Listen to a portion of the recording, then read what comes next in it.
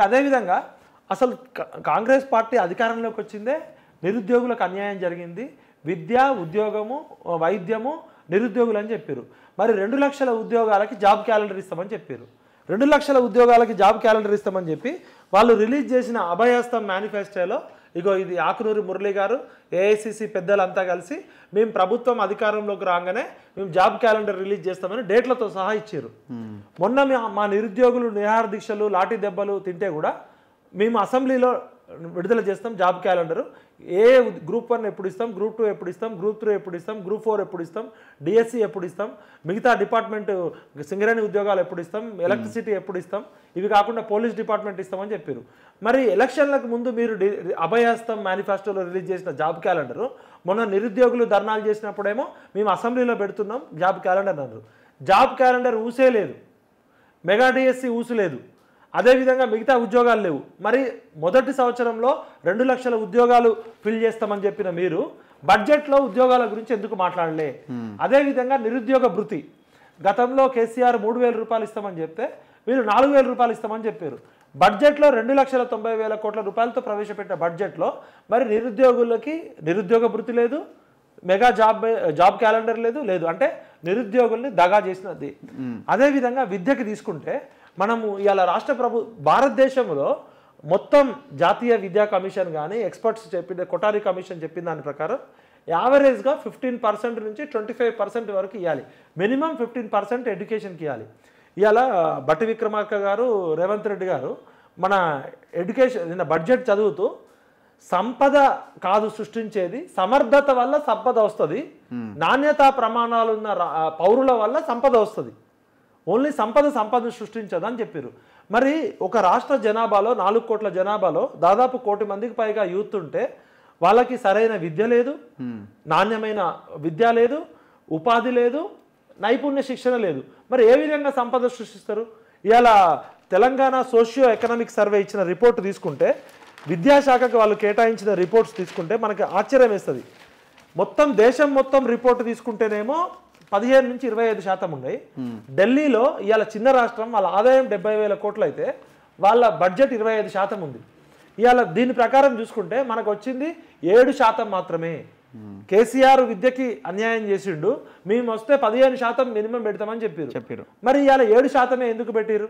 ఈ వచ్చిన 7%లో కూడా వాళ్ళు పెట్టిన 21,000 కోట్లలో టీచర్లకి కాదండి. ఇప్పుడు 11,000 రిక్రూట్మెంట్ ఆల్రెడీ స్టార్ట్ అయింది. అవును, ఇంకో 5,000 వేస్తామని చెప్పారు. మరి వీళ్ళకి జీతాలు ఇవ్వాలి 15,000 మందికి, వాళ్ళకి ఉన్న వాళ్ళకి వీళ్ళకి 16,000 కొత్తగా రిక్రూట్ చేసే వాళ్ళకి కూడా జీతాలు ఇవ్వాలి కదా.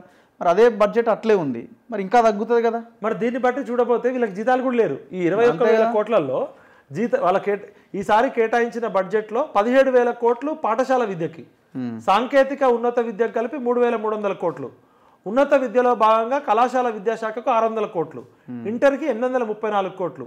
అసలు 21,000 కోట్లలో దాదాపు 18,000 కోట్లు జీతాలకే పోతే వీళ్ళు ఇన్ఫ్రాస్ట్రక్చర్కి ఏం పెడతారు, స్కూల్ బిల్డింగ్లకు ఏం పెడతారు, బెంచెస్ చాలా 26,000 పాఠశాలలు ఉంటే చాలా పాఠశాలలో కనీసం మరుగుదొడ్లు లేవు, చాలా పాఠశాలల్లో కనీసం టాయిలెట్ సౌకర్యాలు లేక చాలా మంది పిల్లలు డ్రాప్ అవుట్స్. డైట్ ఛార్జీల గురించి కూడా ఒక ప్రకటన లేదు. ఇంతమంది పిల్లలు ఆసుపత్రి పాలై చనిపోయి ఆగమాగం అయిపోయారు, డైట్ ఛార్జీలు పెంచుతామని ఒక లైన్ కూడా లేదు. మళ్ళీ మధ్యాహ్న భోజనం పథకంకి ఏమిస్తారు, సమగ్ర శిక్షణకి ఏమిస్తారు, నాణ్యతా ప్రమాణాలు ఏ విధంగా చేస్తారు, క్వాలిటీ కూడా ఉండాలి కదా, క్వాంటిటీ ఉండాలి, క్వాలిటీ ఉండాలి, అండ్ రీచ్ అండ్ యాక్సెస్ ఉండాలి.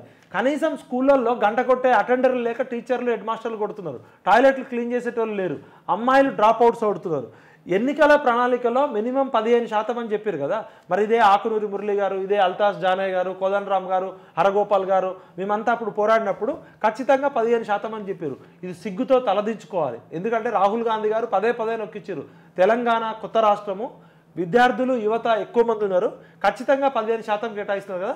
దీన్ని బట్టి కాంగ్రెస్ ప్రభుత్వానికి తెలంగాణ భవిష్యత్తు తరాల పట్ల కానీ తెలంగాణ పేద ప్రజలు చదువుకోవడం ఇష్టం లేదు. చదువుకుంటే ప్రశ్నిస్తారు, తెలివి ఉంటారు, వాళ్ళని ఎంతసేపు మత్తులో ఉడతా పంజాబ్ లాగా చేయాలనుంది.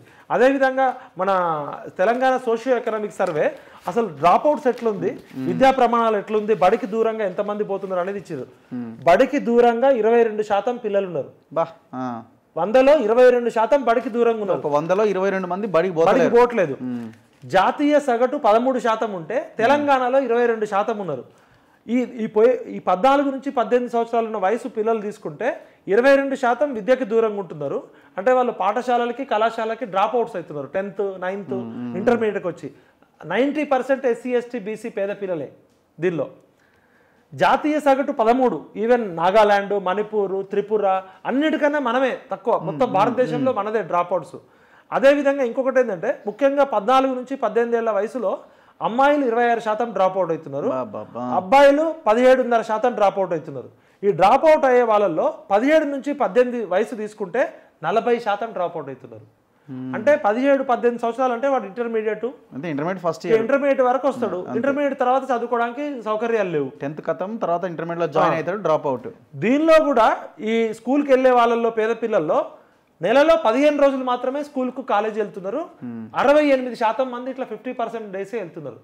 తెలంగాణ భవిష్యత్తు బంగారు తెలంగాణ, అందరి తెలంగాణ, అభివృద్ధి తెలంగాణ, ఆరోగ్య తెలంగాణ, సంక్షేమ తెలంగాణ అని చెప్తున్నారు కదా. గతంలో ఉన్న బీఆర్ఎస్ కావచ్చు, ఇప్పుడు కావచ్చు. వీళ్ళు అన్నం మెతుకు ఒకటి పట్టుకుంటే తెలిసిపోతుంది. విద్యకి, కాలేజీలకి, ప్రాథమిక విద్యకి, ఉన్నత విద్యకి ఎంత నిర్లక్ష్యం చేస్తున్నారు. వీళ్ళకి మూసీ నదిలో 150,000 కోట్లు పెట్టడానికి డబ్బులు ఉంటాయి. లండన్ వెళ్ళి మన దావోస్ వెళ్ళారు కదా ముఖ్యమంత్రి గారు, థేమ్స్ నదిని చూసి థేమ్స్ నది సుందరీకరణ కోసం ఏమేం పనులు చేసిర్రు, ఆకాశ అర్మ్యాలు ఎట్లా కనిపెట్టిర్రు, కారిడార్లు ఎట్లా కట్టిర్రు, థీమ్ పార్కులు ఎట్లా కట్టిర్రు, వాళ్ళు బడ్జెట్లో పెట్టిర్రు. మీరు చూడాలి. వాళ్ళు పెట్టిన పదజాలం తీసుకుంటే మనకి